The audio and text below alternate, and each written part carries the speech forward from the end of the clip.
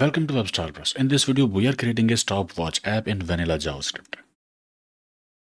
We will have this HTML that has div with ID display and two buttons to start, stop, and reset the stopwatch.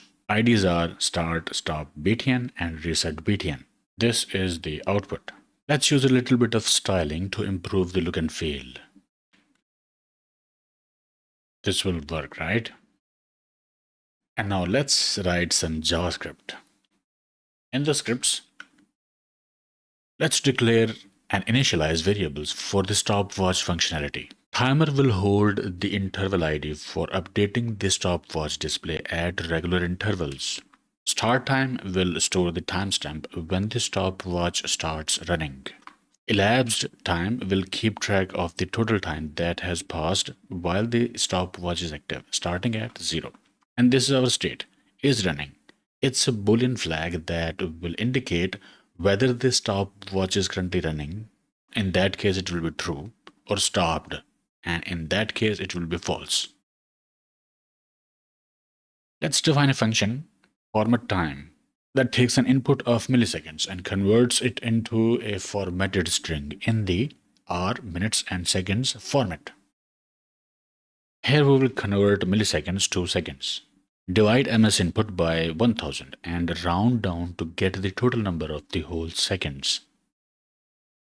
Here we are calculating hours. Divide total number of seconds by 3600, that is seconds in an hour, to get the number of hours. Here h represents the hours, and here we are calculating the minutes by taking the remainder of seconds after hours, dividing it by 60 and rounding down. And this represents the remaining seconds after calculating hours and minutes.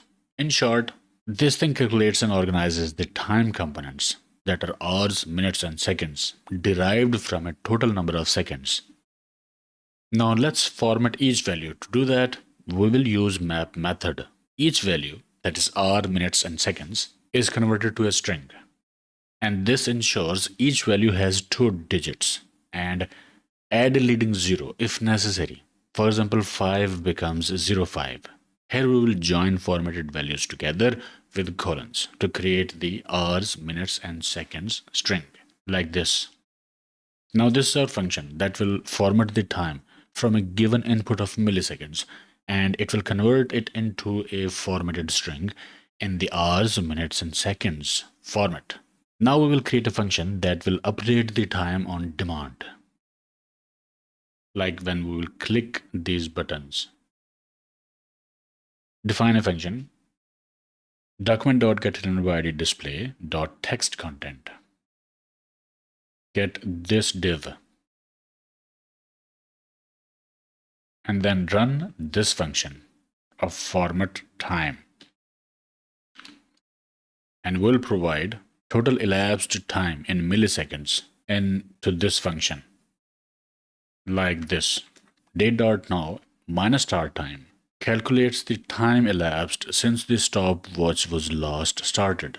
Elapsed time adds the previously accumulated time from when the stopwatch was running earlier. This function will show the current stopwatch time, whether the stopwatch is actively running or stopped with previously accumulated time. Now we have two main functions.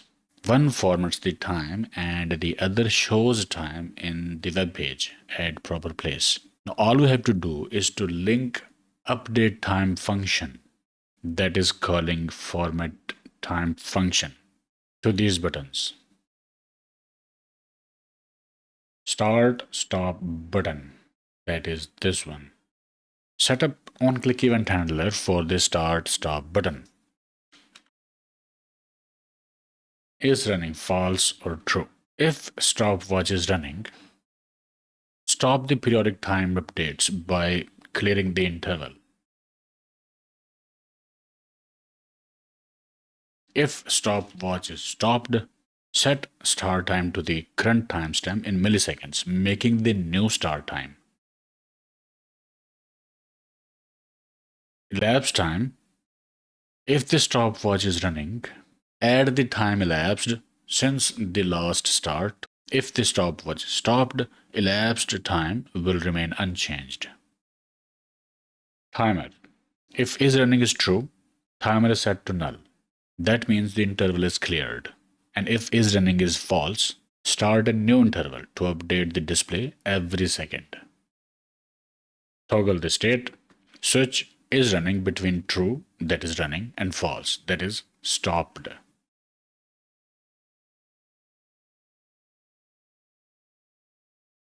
And then get the text content of this button start stop button. Change the button text to stop if the stopwatch is running, and change it to start if the stopwatch is now stopped. So that is the functionality for this button, start button. Now we have to reset the stopwatch. For that, get element by ID reset button on click event handler. Clear time interval that will stop any ongoing interval updates to the stopwatch. And then reset state variables.